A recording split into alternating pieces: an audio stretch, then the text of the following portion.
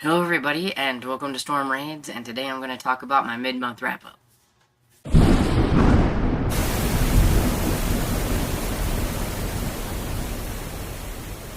So my mid-month wrap-up is coming a little bit late. I had this all planned, what I was going to do, then I got sick, and then it didn't happen, and then I was going to do it like I've been doing my mid-month wrap-ups, and my computer just is not cooperating. I think the software might need updated or something, I don't know, but I wasn't in the mood to mess with it, so we're just gonna do it old school the way I used to and everything.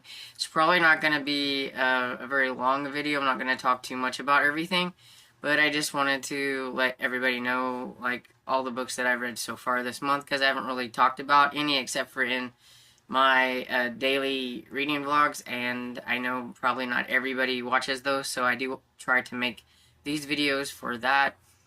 And so I've read 11 books, and most of them have been mysteries. There's a couple of middle grade books that had nothing to do with mysteries or anything like that. And so the first book that I have is French Quarter Fright Night by Ellen Byron. This one is a rollover from February. I was reading it, but then I just continued on with it in February because it was for the Mardi Gras readathon.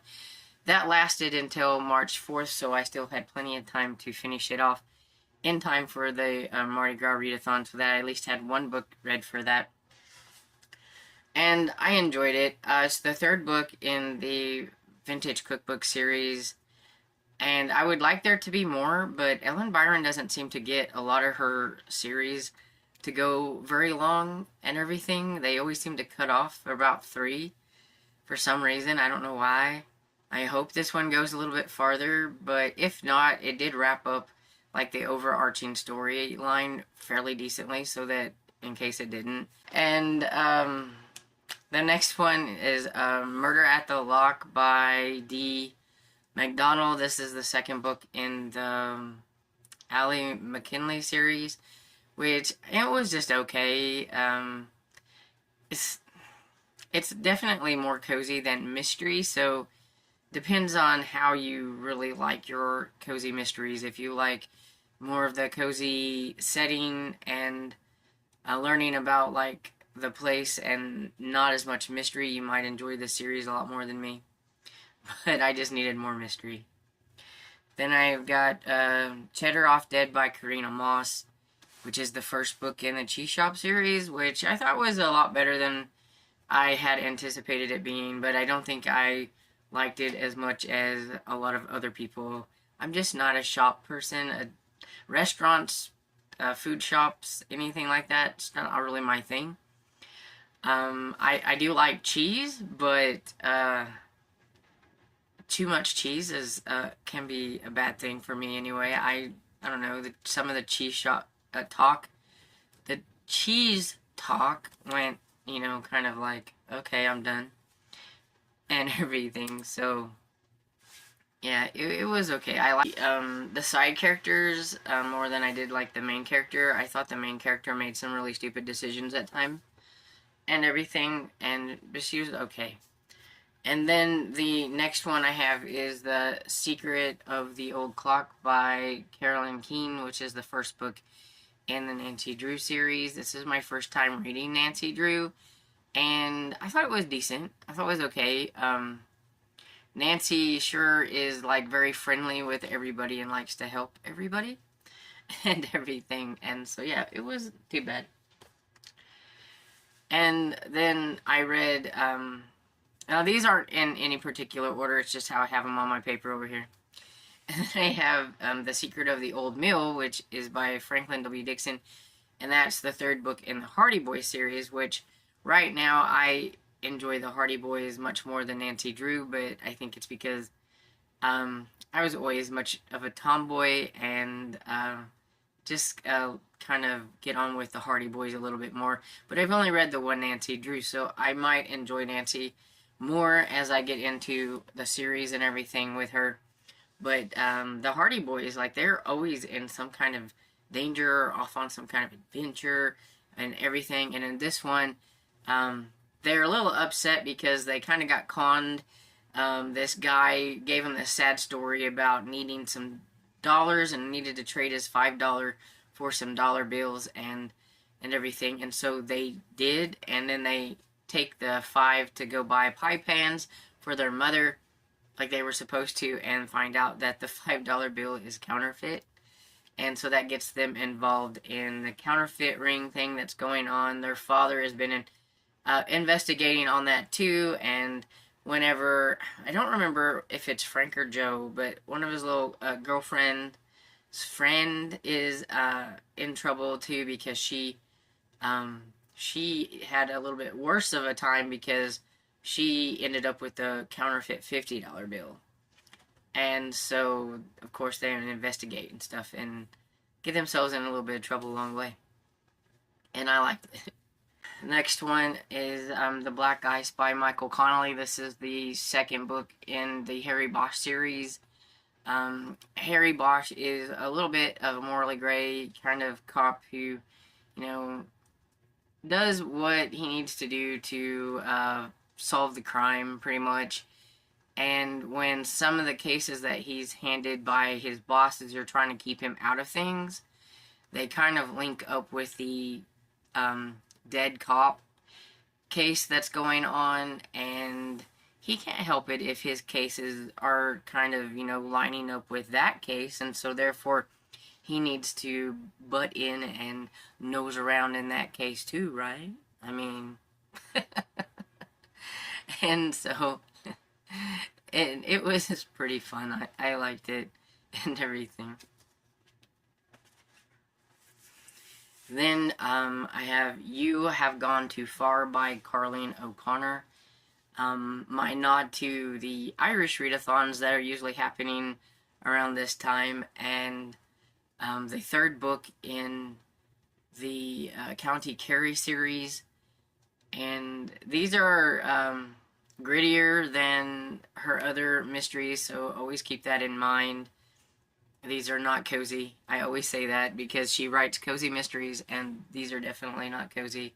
They do involve a detective and his partner, although Dipna, who is a veterinarian, does do a little sleuthing and everything, and she has some kind of weird on-again, off-again kind of, I don't even know, well, actually, I don't even know if they're on, or, you know, they're kind of tiptoeing around each other on whether they want a relationship. In the second one, it was really irritating. This one, there wasn't really a whole lot about it, but it seems like he's like in love with her, but like they've not actually dated or anything. So I don't know. They have a weird relationship going on. Everything. But she does kind of investigate a little bit, but mainly it's the detectives and everything. And then I have read 2 books out of this bind-up of the J.P. Beaumont series. So I have Until Proven Guilty and Injustice for All. These are the J.P. Beaumont books, number 1 and number 2, J.A. Jance. I really like Beau. He's a really interesting character.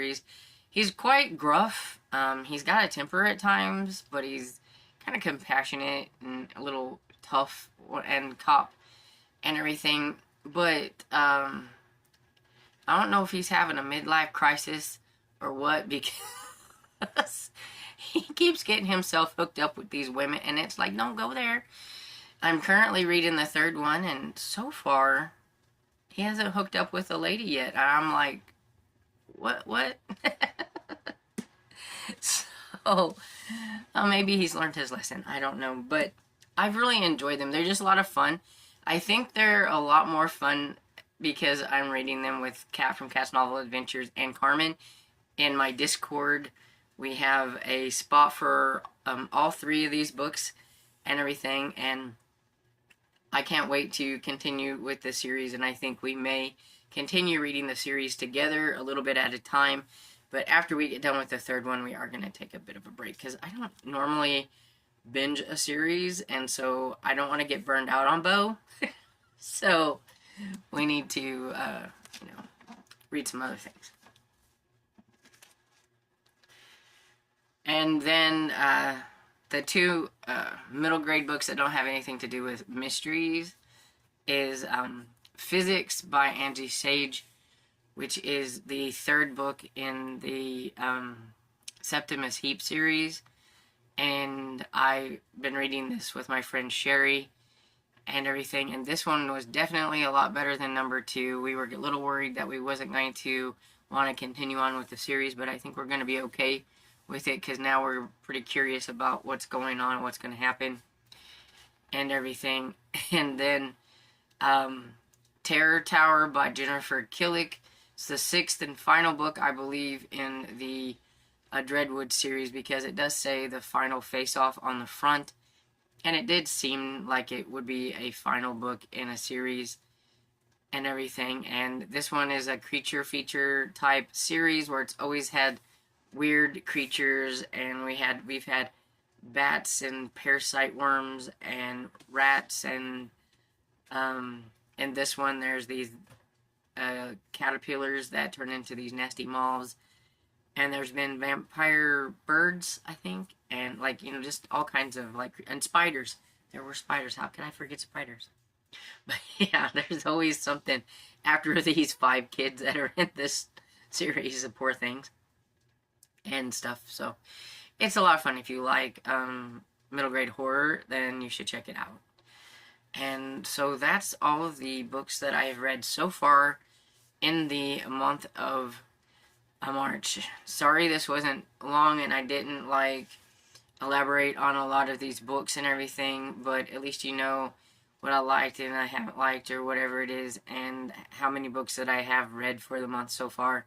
I think I'm doing pretty good with March Mystery Madness and everything, even though I haven't been reading some of the books that I had planned on going, and I think my deep dive instead of the 30s might be the 80s, since all 3 books of J.P. Beaumont's came out in the 1980s and everything. But, you know, I'm still reading mysteries, and that's what counts and everything. And so, anyway, I hope you enjoyed this video, and if you did, please give it a thumbs up and subscribe, and I will see you all in the next video. Bye.